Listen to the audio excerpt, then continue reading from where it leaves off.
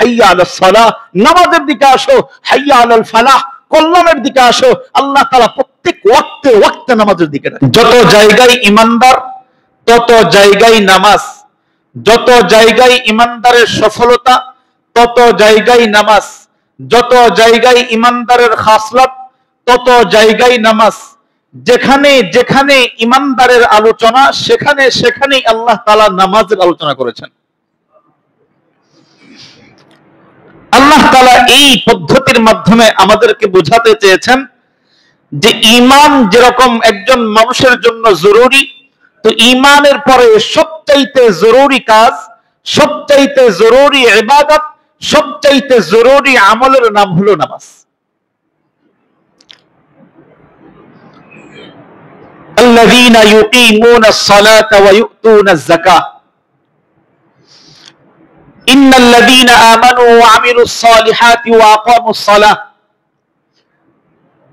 ওয়াল্লাযীনা ইসতাজাবু লিরাব্বিহিম ওয়া আকামুস সালাহ وقرنا في بيوتكم ولا تبرجن تبرج الجاهلية الأولى وأقمنا الصلاة يا بني أقم الصلاة। যত জায়গায় ঈমানের আলোচনা, যত জায়গায় ঈমানদারকে সম্বোধন, ঠিক প্রত্যেকটা জায়গায় আল্লাহ তাআলা নামাজের আলোচনা করেছেন। এটার মাধ্যমে আল্লাহ তাআলা বোঝাতে চান যে নামাজের গুরুত্ব আল্লাহ তাআলার কাছে কত বেশি। যদি বলেন গুরুত্ব কতটুকু, আরেকটু বুঝতে চাই, আরেকটু বুঝতে চাই নামাজের গুরুত্ব কিরকম আল্লাহ তাআলার কাছে। আমরা যদি অন্যান্য ইবাদতের সাথে নামাজের কম্পেয়ার করি, নামাজের সাথে একটু মিলানোর চেষ্টা করি, যাকাত একটা ফরজ ইবাদত, হজ একটা ফরজ ইবাদত, কিন্তু যাকাতের জন্য কোনো এলান নাই, কোনো ঘোষণা নাই। কখনো শুনছেন মসজিদের মাইকে এলান হচ্ছে এই যাকাতের সময় হয়েছে, যাকাত আদায় করো? কখনো শুনছেন? যাকাত ফরজ ইবাদত, হজ ফরজ ইবাদত, কিন্তু কখনো মাইকে ঘোষণা শুনছেন? কাবা ঘর থেকে ঘোষণা আসছে এই হজের সময় আসছে, গোটা দুনিয়া থেকে মুসাফির চলে আসো। ঘোষণা দিছে কখনো? ঘোষণা আসে নাই। দান সাদাকা করা ইবাদত, এটার জন্য কোনো ঘোষণার প্রয়োজন নাই, ঘোষণা আল্লাহ নির্ধারণ করেন নাই।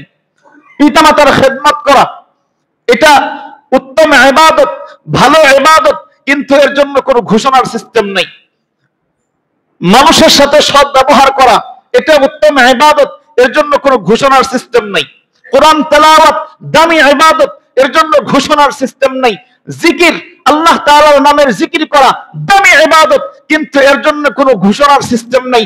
একমাত্র ইবাদত যেটার গুরুত্ব আল্লাহ এত বেশি দিয়েছেন, আল্লাহ তাআলা নামাজের প্রত্যেকটা নামাজের সময় মসজিদের মাইক থেকে আল্লাহ রাব্বুল আলামিনের পক্ষ থেকে ডাকের সিস্টেম আসছে, এর চাইতে গুরুত্বপূর্ণ ইবাদত জগতে নাই।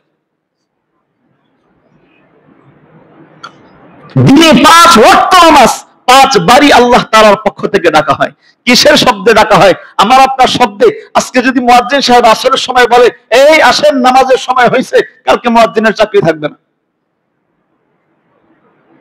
বুঝেন নাই? নিজের কথাই ডাকা যাবে না। এমন ইবাদত আল্লাহ যেই শব্দ শিখিয়েছেন ওই শব্দেই ডাকতে হবে। কত গুরুত্ব নামাজের। 5 ওয়াক্ত নামাজে আল্লাহ তাআলা ডাকেন।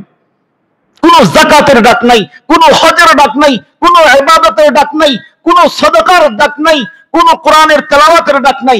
একমাত্র নামাজের সময় হইলেই আল্লাহ রাব্বুল আলামিনের পক্ষ থেকে গোটা পৃথিবী, গোটা জমিন থেকে আল্লাহ তাআলা নামাজীদেরকে ডাকতে থাকেন।